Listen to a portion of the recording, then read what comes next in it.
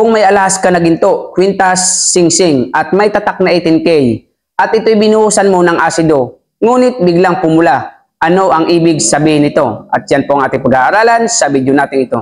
Lamang ang may alam.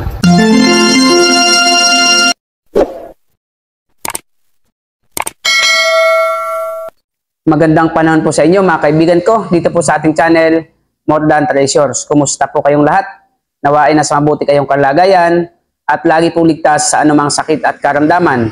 Sa video po natin ito ay ating pag-aaralan ang isang katanungan ng ating masugid na taga-subaybay. Ang sabi po niya, paano po ba kung ang 18K gold ay pumula? Hindi po ba siya 18K?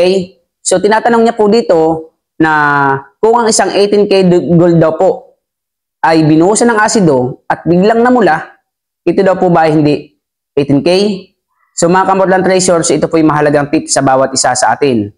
Kapag ikaw po ay mayroong alahas, anumang alahas mo, kwintas, singsing, at may tatak na 18K, halimbawa may tatak na 21K, halimbawa may tatak na 22K, 24K, 14K, o 750, 585, anuman po ang tatak niyan mga ka-More Than Treasures.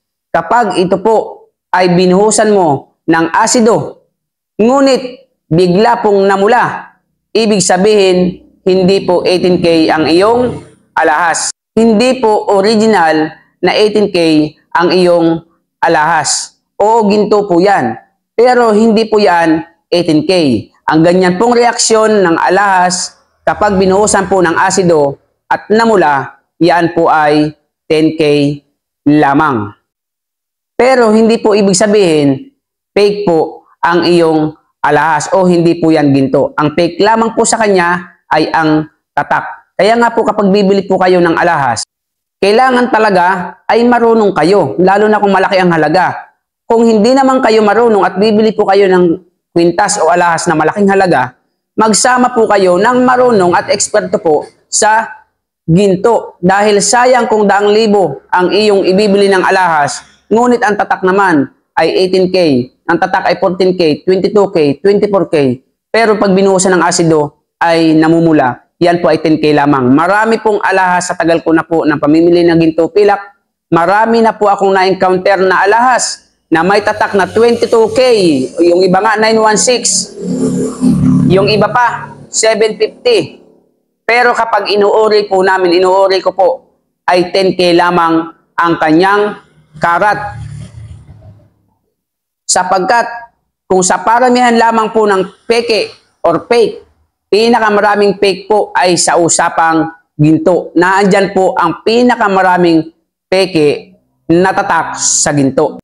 Kaya kung ayaw niyo pong mapi sa pagbili ng alahas or mamimili ka ng alahas, huwag po kayong aasa sa tatak.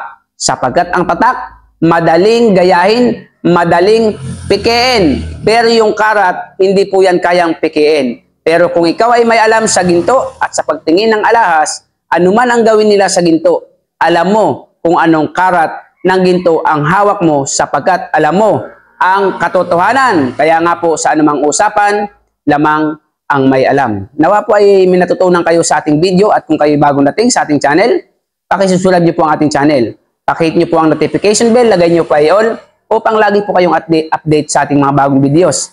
At kung nagustuhan nyo nga, paki-like and share. At kung may katanungan kayo, comment po kayo sa ating comment section. Marami pong salamat. See you on our next video. God bless po. Lamang ang may alam.